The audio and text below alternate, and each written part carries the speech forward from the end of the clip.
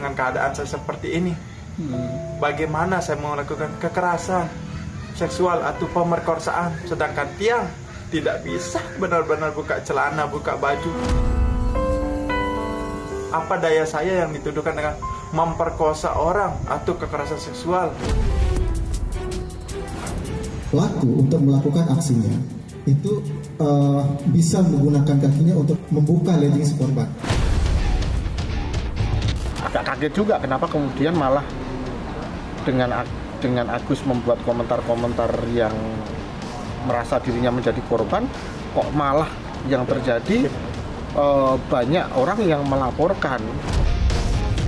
Kalau korban itu melapor, pasti akan kita tindak lanjuti. Tapi paling tidak sebagai petunjuk kita bahwa ada korban lain.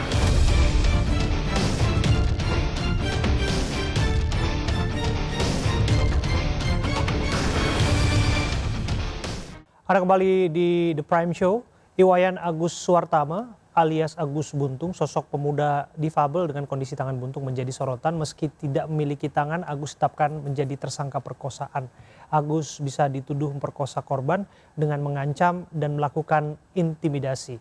Tidak tanggung-tanggung, sedikitnya 13 korban mengaku, 3 orang diantaranya anak di bawah umur. Kita bahas lengkapnya dalam The Prime Show bersama dengan narasumber yang sudah hadir. Bersama saya di studio, Mas Reza Indragiri. Mas Reza, terima kasih sudah hadir, Mas Reza. Terima kasih, Bang Abi. Sehat, Mas Reza? Alhamdulillah sehat. Iya. Bersama kita melalui sambungan Zoom sudah bergabung Mas Andre Saputra, kuasa hukum salah seorang yang mengaku sebagai korban alias pelapor. Assalamualaikum, selamat sore Mas Andre. Waalaikumsalam, selamat sore Mas. Iya. Mas Andre, kita ingin tahu informasi terakhir yang barangkali bisa kita cerna dari korban yang Anda tangani. Sebelum ke sana, Anda memegang berapa korban? Untuk update korban yang sudah kami identifikasi hari ini itu sekitar 13 korban, Mas. Yang kami sudah. Oke. 13 korban ya? Sekitar 13 korban. Oke. Kami dengar 3 diantaranya anak-anak. Nah, itu masih sedang kami identifikasi. Kalau yang itu belum kami dapat identitas jelasnya karena itu masih sedang kami identifikasi terkait usia anaknya. Informasi yang kami dengar bahwa ada juga yang mengandung, betul? Nah, itu betul informasi sementara, tapi sekali lagi kita tegaskan bahwa itu masih kami identifikasi. Oke. Bisa jelaskan kepada kami, tentu dengan jumlah korban yang dalam tanda kutip tidak sedikit ini, bagaimana mereka menceritakan modus yang dilakukan dalam hal ini tersangka? Baik, hampir semua modus yang dilakukan oleh pelaku atau tersangka ini adalah memancing emosional korban atau kayak simpatis kepada korban. Awalnya pertemuan antara korban dengan pelaku atau tersangka ini tidak saling mengenal sebelumnya. Artinya hampir semua kejadian itu terjadi di Taman Udayana yang dimana tiba-tiba pelaku secara random menghampiri orang-orang, terutama dalam hal ini korban-korban ini, gitu. Oke. Apakah kemudian betul ada pengancaman? Pengancaman yang dimaksudkan seperti apa? Kalau disebutkan ini verbal, tentu ini perlu ditelaah lebih dalam. Baik, betul memang ada ancaman intimidasi yang selalu dilakukan oleh pelaku atau tersangka ini. Contohnya misalnya seperti ini. Di tanggal 7 Oktober tahun 2024, yang dimana rentetannya sudah kami sangat jelaskan bahwa, dan ancamannya seperti ini. Karena masa lalumu dan aib-aibmu atau dosa-dosa masa lalumu sudah saya ketahui, maka kamu sudah terikat dengan saya sehingga kamu tidak bisa kemana-mana. Nah, oleh karena itu, kamu ikutin apa kemauan saya, kata si pelaku atau tersangka ini. Begitu. Sehingga korban menolak pada saat itu, tapi dengan ancaman-ancaman seperti itu untuk membongkar atau memberitahukan aib-aib dosa-dosa si korban kepada orang tua si korban. Ini narasi yang sama yang disampaikan ke setiap korban, yang disebutkan mengintimidasi berdasarkan masa lalu para terduga korban. Hampir sama semuanya, Mas. Ada intimidasi seperti itu, dan juga yang sering dilakukan atau yang hampir sama itu adalah ketika pada saat di kejadian di kamar, apabila si korban berteriak maka dia yang di luar kamar akan mendengar dan kita akan dinikahkan. Nah, itu yang disampaikan pelaku sehingga si korban merasa takut, emosionalnya dan psikisnya down gitu.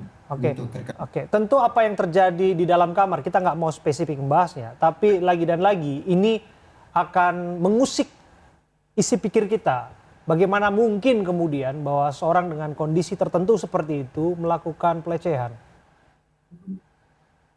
Ya, memang framing-framing yang di luar sana seperti yang Mas bilang tidak mungkin, yang memang disabilitas yang dalam tanda kutip yang tidak memiliki tangan melakukan hal itu. Tapi saya tegaskan atau tim pendamping tegaskan, semua itu berpotensi menjadi pelaku atau tersangka dalam kasus pelecehan seksual tanpa mengurangi melihat atau tanpa ada cacat fisik kayak begitu. Oke, saya ke Bung Reza.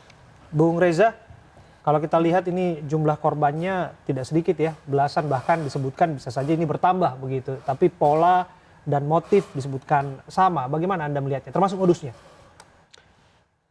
Sepertinya kita harus sepakat, kita sebut orang ini kalau memang melakukan apa yang tadi disampaikan Mas Andre dengan jumlah korban lebih dari satu, dia ini residivis. Tapi residivis itu perhitungannya bukan semata-mata berdasarkan berapa kali orang masuk keluar penjara. Tapi residivisme yang saya maksud adalah berdasarkan re-offense. Perilaku jahat berulang yang argonya dihitung berdasarkan jumlah korban. Oke. Dengan simpulan bahwa orang ini tampaknya merupakan seorang residivis, residivis kejahatan serius karena Indonesia sudah punya undang-undang TPKS, dan itu mengindikasikan bahwa Indonesia memandang kejahatan seksual sebagai kejahatan serius, maka kita patut punya keinsafan bahwa orang ini adalah orang yang super berbahaya. Karena itu tetap dengan menaruh rasa hormat dan simpati atas keterbatasan fisik yang dia miliki, tetapi dengan pemahaman bahwa orang ini adalah residivis kejahatan serius yang sangat berbahaya, maka sepatutnya otoritas penegakan hukum melakukan penyikapan yang sangat serius terhadap yang bersangkutan sejak sekarang. Kendati dilakukan atau diberlakukan tahanan rumah sekalipun, pengawasan tetap harus dilakukan secara melekat agar kejahatan yang serius itu tidak berulang, tidak berulang. Tanpa kemudian juga kita melepaskan asas hukum praduga tak bersalah atau presumption of innocence. Sudah barang tentu, sebagaimana saya katakan tadi, kalau saya menyimak perkataan Mas Andre selaku pendamping atau penasihat hukum para korban, ternyata jumlah korbannya kan banyak. Saat sudah memenuhi kriteria untuk disebut sebagai residivis. Kita sudah bersama dengan Pak Joko Jumadi ya, Ketua Komisi Disabilitas Daerah NTB. Pak Joko. Pak Joko. Selamat sore. Iya, Pak Joko. Ada Mas Reza bersama dengan kita di studio dan ada Mas Andre juga yang bergabung melalui Zoom. Pak Joko, kita mau tahu, kami dengar ada pertemuan yang barangkali ini bisa memperbarui informasi kita mengenai bagaimana penanganan kasus ini. Bisa diceritakan kepada kami utamanya mengenai kepastian apakah betul ada anak-anak yang juga menjadi korban di sana?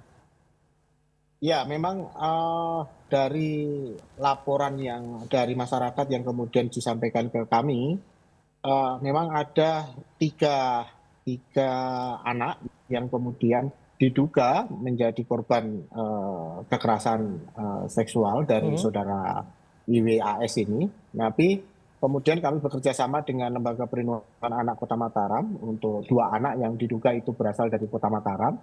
Dan 1 anak lagi kami bekerja sama dengan UPTD PPA Kabupaten Lombok Barat karena memang anak ini diduga dari Lombok Barat. Nah, rentang usianya berapa itu Mas Joko?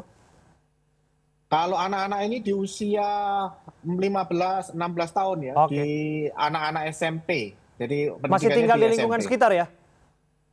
Oh tidak. Ini agak jauh ya, tidak kemudian berdekatan dengan rumah dari saudara IWAS ini. Nah kalau yang disampaikan ketika kemudian mengajukan pengaduan begitu ya, apa yang terjadi kepada mereka? Kalau kita sudah dengarkan berbagai penjelasan mengenai terduga korban dalam hal ini saya harus katakan itu ya, seorang mahasiswi. Tapi bagaimana kemudian dengan anak-anak ini? Apa yang disampaikan? Iya, jadi kan ini kalau kita menurut dari awal kan sebenarnya KDD ini kan melakukan pendampingan perlindungan terhadap saudara IWAS kan gitu. Tapi di dalam perkembangannya malah ada yang melaporkan kepada KDD soal adanya korban. Nah ini yang kemudian tidak juga kemudian kita elakkan dan akhirnya kemudian kami untuk anak-anak itu tadi bekerja sama dengan lembaga lain. Nah, dari hal yang disampaikan memang satu anak itu modusnya hampir sama dengan yang kasus-kasus yang perempuan dewasa. Tetapi yang 2 kasus itu modusnya adalah memang ada hubungan asmara antara saudara Iwa AS dengan anak-anak ini yang 2 ini. Oke, ada hubungan asmara begitu ya? Iya. Oke, saya kembali ke Bung Reza. Bung Reza, ya apa yang mau Anda katakan mengenai ini? Kita itu selama ini acap keliru dalam berimajinasi dan menarasikan tentang apa itu kekerasan seksual dan siapa itu penyandang disabilitas. Terkait kekerasan seksual, apalagi kalau ruda paksa, sebagian dari kita beranggapan ini adalah kejahatan dahsyat yang hanya dilakukan oleh orang-orang dengan kondisi tubuh yang sehat, yang kuat, dengan energi yang tanpa batas sehingga bisa menaklukkan siapapun targetnya. Jadi fokus kita ketika sekali lagi berimajinasi dan menarasikan kekerasan seksual berfokus pada kondisi fisik pelaku. Sementara ketika kita berbincang tentang penyandang disabilitas, masih ada anggapan ini adalah orang yang, maaf ya, saya menggunakan bahasa yang vulgar hanya untuk memudahkan kita berimajinasi. Cacat, tidak punya bagian tubuh yang lengkap, tidak berdaya, tidak mampu melakukan apapun, tidak pernah berpikiran jahat, dan seterusnya. Kalau 2 narasi dan 2 imajinasi yang keliru ini digabung, memang muncul skeptisisme. Bagaimana mungkin penyandang disabilitas melakukan kekerasan seksual? Karena itulah menurut saya imajinasi dan narasi tentang kekerasan seksual serta imajinasi dan narasi tentang penyandang disabilitas harus kita koreksi agar kemudian kita bisa membuka ruang diskusi tentang kemungkinan bahwa penyandang disabilitas sekalipun sesungguhnya bisa melakukan kekerasan seksual. Oke, nanti kita akan bahas lagi. Sesungguhnya kita juga sudah mengundang dari pihak Mas Agus, dalam hal ini tersangka. Kita coba mengundang penasihat hukumnya. Namun di menit-menit kita bersiaran membatalkan kehadiran. Dan nanti kita akan dengarkan apa keterangan yang disampaikan oleh sosok tersangka dalam kasus ini. Tetaplah bersama kami dalam The Prime Show.